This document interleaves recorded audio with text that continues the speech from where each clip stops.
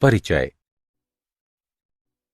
बच्चों, आज हम अम्लीय, क्षारीय व उदासीन विलयन को पहचानने के लिए एक प्रयोग करेंगे। ठीक है सर। सबसे पहले एक बूंद विलयन नीले लिटमस पेपर पर डालें।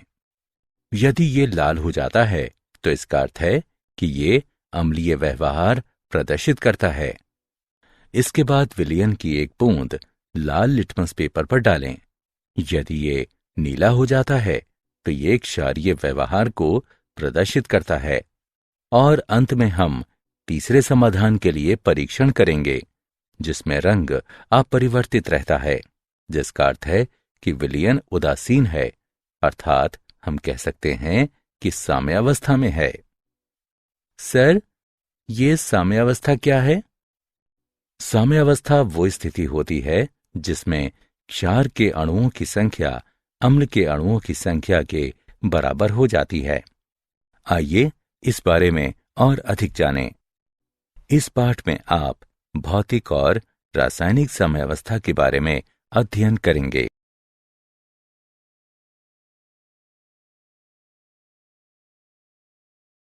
उद्देश्य। इस पाठ के अंत में आप निम्न करने में सक्षम हो जाएंगे।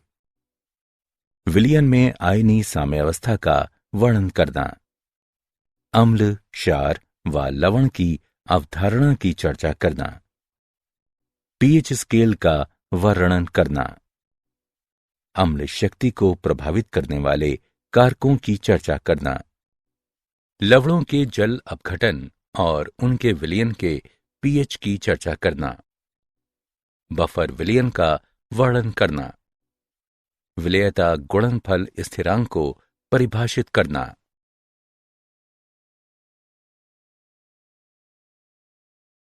विलयन में आयनिक साम्यावस्था।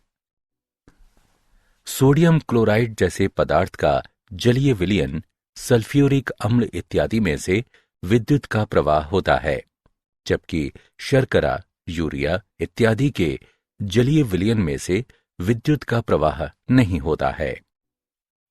वे पदार्थ जिनमें से होकर विद्युत का प्रवाह होता है विद्युत अपघट्य यानी इलेक्ट्रोलाइट कहलाते हैं, जबकि जिन पदार्थों से होकर विद्युत का प्रवाह नहीं होता है वे विद्युत अनपघट्य यानी नॉन इलेक्ट्रोलाइट कहलाते हैं। वे विद्युत अपघट्य जो अपने विलयन में लगभग पूर्ण रूप से आयनीकृत हो जाते हैं प्रबल विद्युत अपघट्य कहलाते हैं, और वे विद्युत अपघट्य जो अपने विलयन में अपूर्ण रूप से आयनीकृत होते हैं दुर्बल विद्युत अपघट्य कहलाते हैं। वो साम्यावस्था जिसमें जलीय विलयन में आयन संबद्ध होते हैं आयनिक साम्यावस्था कहलाती है।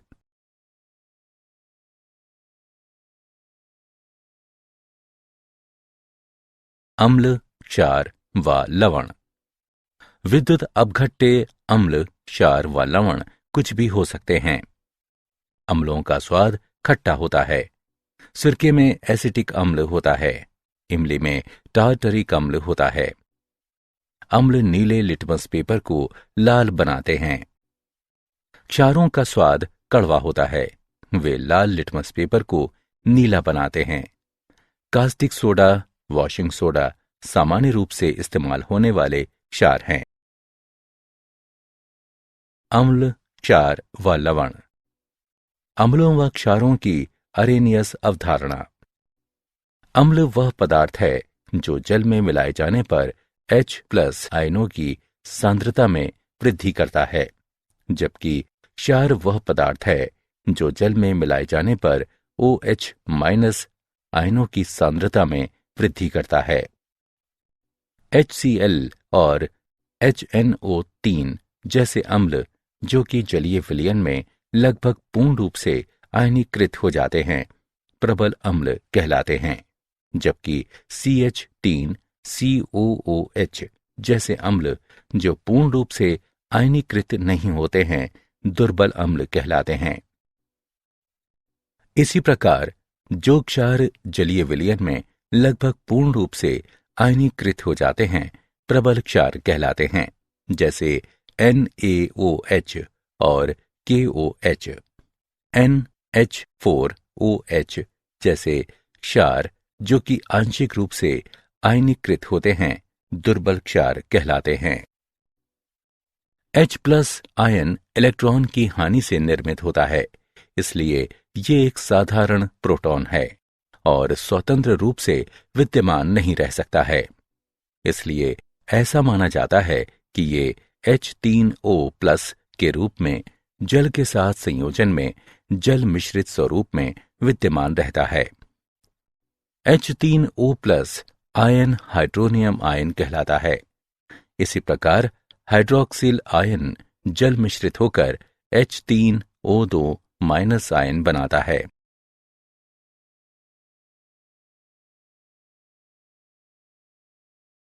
ब्रोंस्टेड, लॉरी अम्ल एवं क्षार।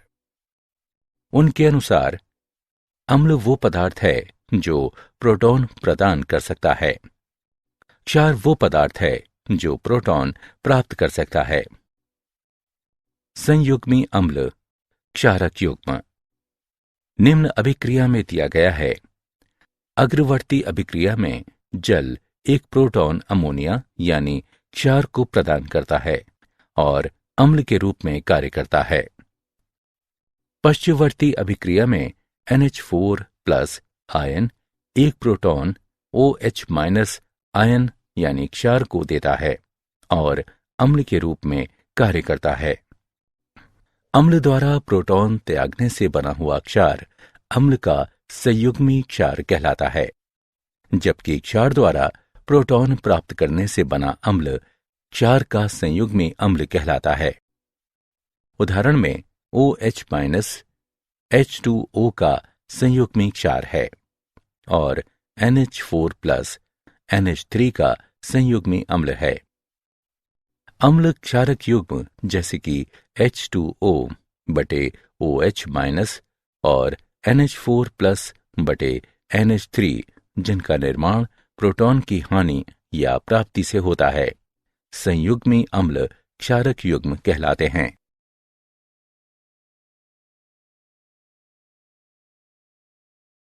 उदाहरण निम्न ब्रोंस्टेड क्षारों के लिए संयुग्मी अम्ल लिखें।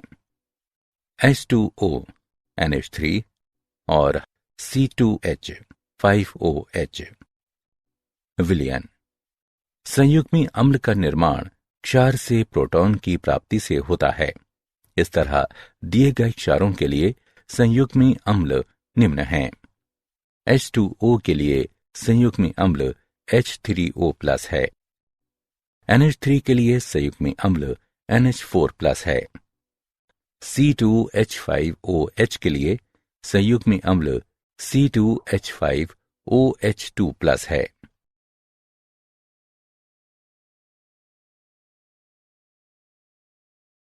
लेविस अम्ल एवं क्षार। लेविस की अवधारणा के अनुसार अम्ल वो पदार्थ है जो इलेक्ट्रॉनों के युग्म को ग्रहण कर सकता है। क्षार वो पदार्थ है जो इलेक्ट्रॉनों के युग्म को प्रदान कर सकता है। उदाहरण के लिए अभिक्रिया में BF3 अम्ल के रूप में कार्य करता है।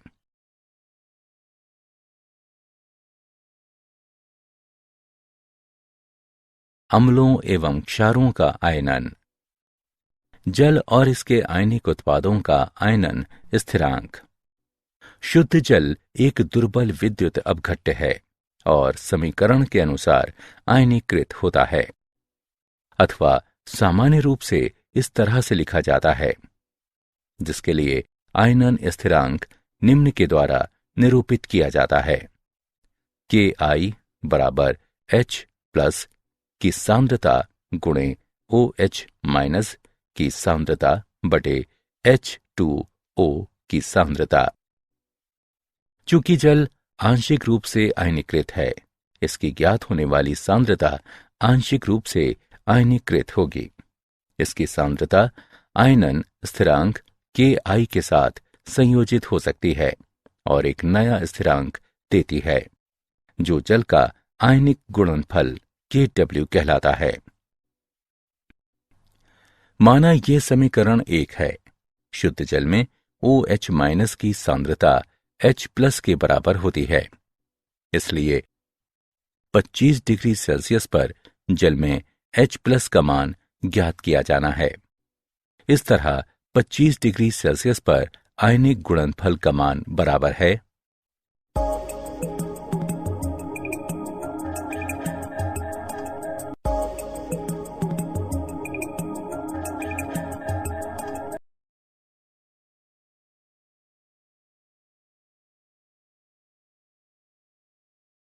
pH scale.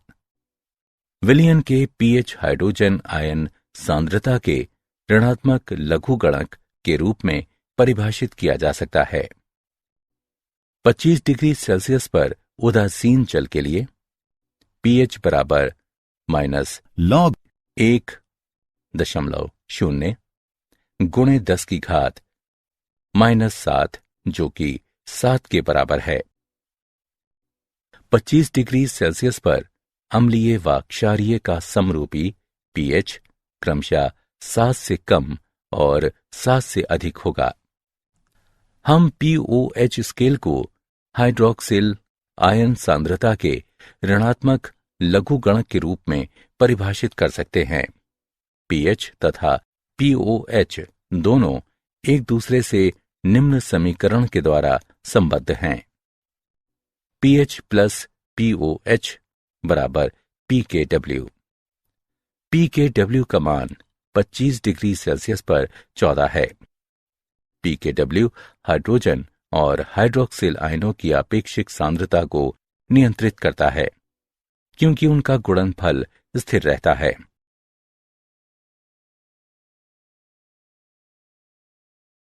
दुर्बल अम्लों का आयनन स्थिरांक। दुर्बल अम्ल HX के विषय में विचार करें जो कि जलीय विलयन में आंशिक रूप से आयनीकृत होता है और इसे HX की आरंभिक सांद्रता के रूप में निरूपित किया जा सकता है जो माना कि C है। माना आयनन परिवर्तन का प्रसार अल्फा है तो HX साम्य सांद्रता C- अल्फा है। H3O+ साम्य सांद्रता प्लस C अल्फा है तथा X- साम्य सांद्रता प्लस C अल्फा है। अभिक्रिया के लिए साम्य स्थिरांक है Ka बराबर C वर्ग अल्फा वर्ग बटे C गुणे 1 - अल्फा। Ka बराबर C अल्फा वर्ग बटे 1 - अल्फा। Ka को अम्ल HX का वियोजन या आयनन स्थिरांक कहा जाता है।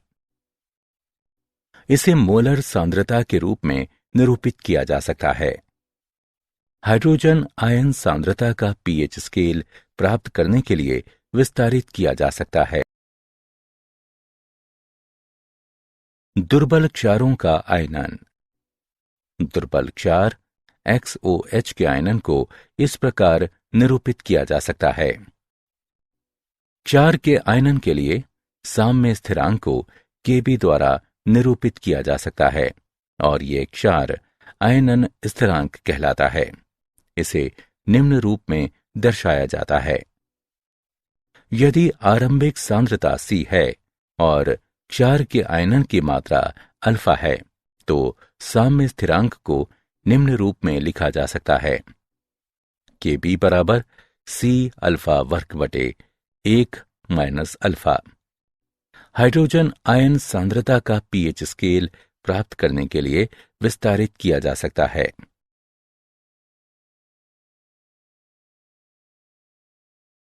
Ka और Kb के मध्य संबंध।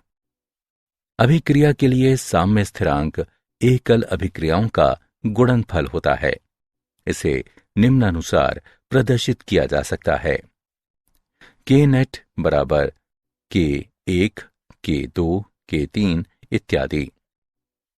संयुग्मी अम्ल क्षारक युगल के लिए Ka Kb बराबर Kw।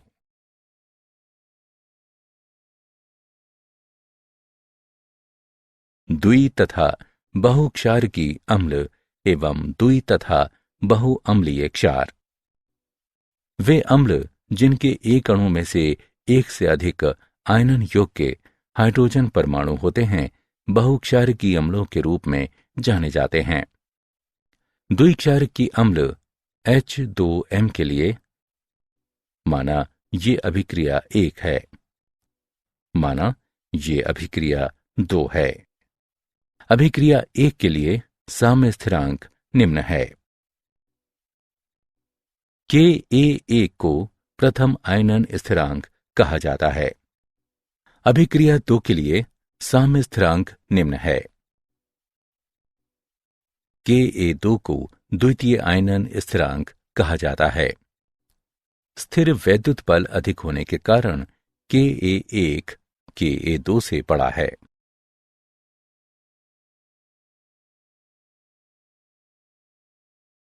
अम्ल सामर्थ्य को प्रभावित करने वाले कारक। आबंध सामर्थ्य। अम्लीय प्रोटॉन और अन्य शेष अणुओं के मध्य आबंध की सामर्थ्य का अम्लता पर प्रभाव पड़ता है। सामान्य रूप से आबंध जितना दुर्बल होगा, अम्ल की अम्लता उतनी ही अधिक होगी। आबंध ध्रुवणता।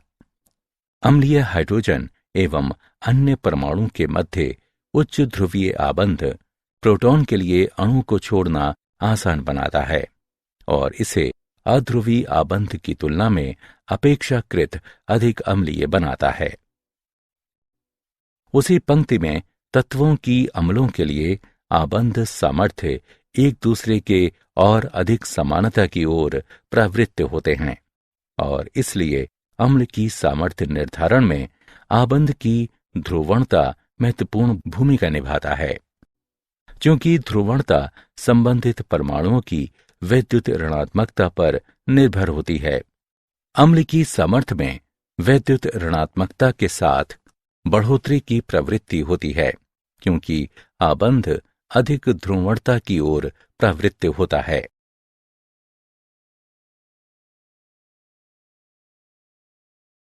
अम्लों एवं क्षारों के आयनन में उभयनिष्ठ आयन प्रभाव।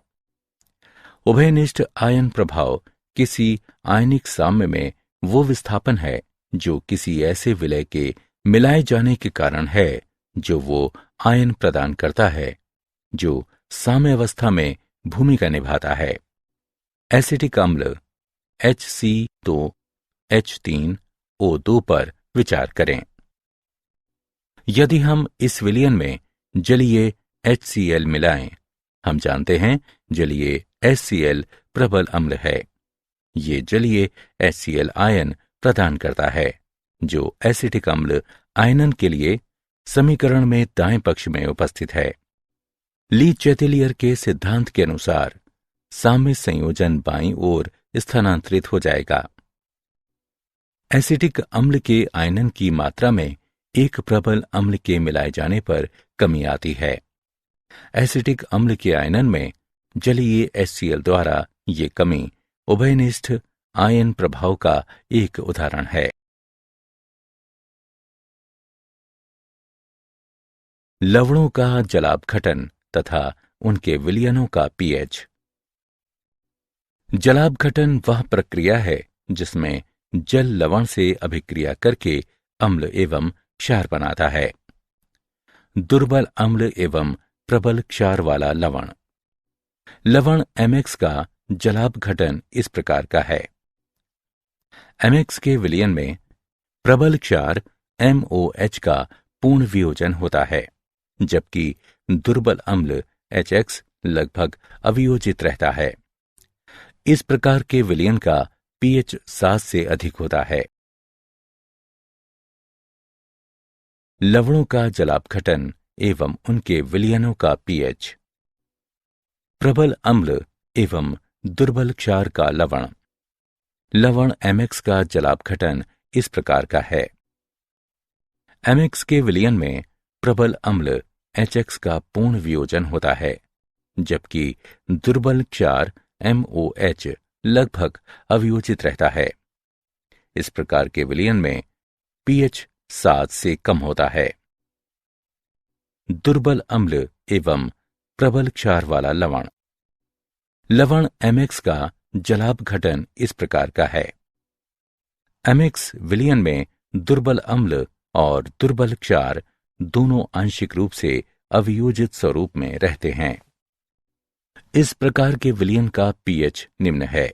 पीएच बराबर 7 + 1/2 गुणे pKa माइनस pKb। यदि pKa माइनस pKb का मान pH 7 से अधिक है व धनात्मक है, और यदि pKa माइनस pKb का मान pH 7 की अपेक्षा कम है व ऋणात्मक है।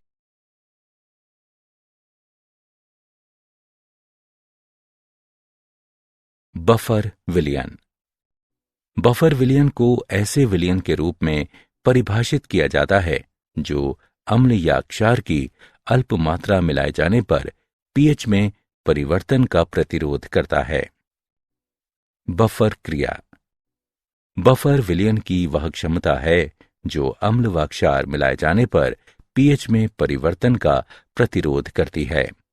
बफर क्रिया कहलाती है। नाइट्रिक अम्ल या हाइड्रोक्लोरिक अम्ल जैसे प्रबल अम्ल कम पीएच पर बफर के रूप में कार्य करते हैं।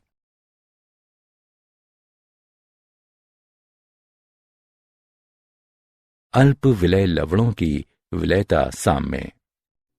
किसी विलयन में विलयता लवण की लैटिस एंथैल्पी यानी पूर्णोष्म तथा आयनों की विलायक योजन एंथैल्पी पर निर्भर करती है। विलयता गुणनफल स्थिरांक। किसी अल्प विलय लवण के लिए जो साम्यावस्था स्थापित करने के लिए वियोजित होता है।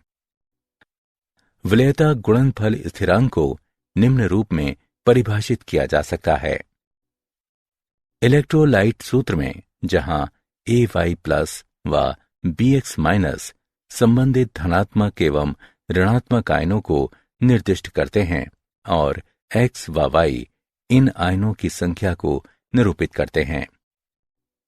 इसलिए दिए गए तापमान पर किसी अल्प विलय लवण के विलयता गुणनफल को संतृप्त विलयन में इसके आयनों की सांद्रता का गुणनफल के रूप में परिभाषित किया जा सकता है, जिसमें प्रत्येक सांद्रता पद की घात विद्युत अपघटनों के वियोजन को प्रदर्शित करने वाले समीकरण में आने वाले आयनों की संख्या की आवृत्ति के बराबर होती है।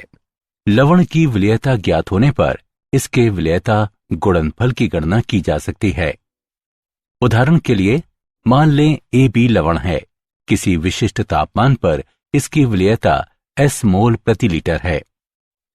लवण के S के मोल आयनीकृत होकर A+ के S मोल तथा B- के S मोल देते हैं। KSP बराबर है A+ की सांद्रता गुणे B- की सांद्रता के, जो कि बराबर है S गुणे S यानी S वर्ग के।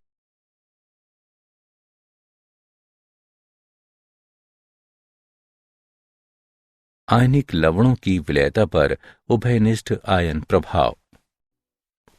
यदि NaCl विलयन में AgCl विलयन मिलाया जाए जिनमें उभयनिष्ठ आयन के रूप में Cl- है, तो AgCl की विलयता कम हो जाएगी, क्योंकि NaCl से Cl- निकलकर Ag+ के साथ संयोजित होकर बनाता है। इसी प्रकार यदि इसके एक आयन की सांद्रता में कमी आती है तो दोनों आयनों की सांद्रता बढ़ाने के लिए एक बार पुनः KSP बराबर QSP होने तक अधिक लवण वियोजित होगा। ये इसके लिए भी लागू होता है जो कि NaCl विलयन में HCl का इस्तेमाल करते हुए Cl- द्वारा अवक्षेपित होता है। उभयनिष्ठ आयन प्रभाव को किसी विशेष आयन के लगभग संपूर्ण अविक्षेपन के लिए उपयोग किया जाता है, क्योंकि द्रव्यमान निर्धारण द्वारा भारात्मक आकलन हेतु इसके आंशिक विलय लवण का KSP मान बहुत कम होता है।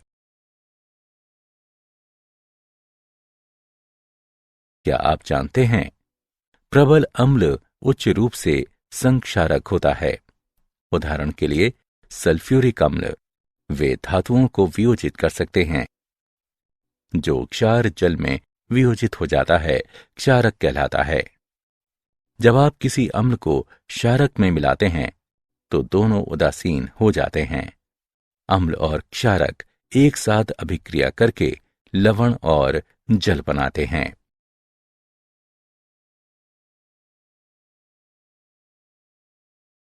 सारांश। आइए हमने जो कुछ सीखा है उसे संक्षेप में दोहराएं। वह साम्य जिसके जलीय विलयन में आयन सम्मिलित होते हैं आयनिक साम्य कहलाता है। अरेरियस के अनुसार अम्ल वो पदार्थ है जिसे जल में मिलाने पर H+ आयनों की सांद्रता में बढ़ोतरी होती है, जबकि क्षार वो पदार्थ है जिसे जल में मिलाने पर OH- आयनों की सांद्रता में बढ़ोतरी होती है। बोन्स्टेड एवं लॉरी के अनुसार अम्ल वो पदार्थ है जो एक प्रोटॉन प्रदान कर सकता है।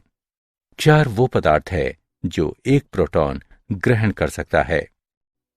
वह क्षार जो अम्ल द्वारा त्यागे गए प्रोटॉन के कारण बनता है अम्ल का संयुग्मी क्षार कहलाता है, जबकि वो अम्ल जो क्षार द्वारा ग्रहण किए गए प्रोटॉन के कारण बनता है क्षार का संयुग्मी अम्ल कहलाता है। लेविस के अनुसार अम्ल वो पदार्थ है जो इलेक्ट्रॉनों के युग्म को ग्रहण कर सकता है। क्षार वो पदार्थ है जो इलेक्ट्रॉनों के युग्म को प्रदान कर सकता है।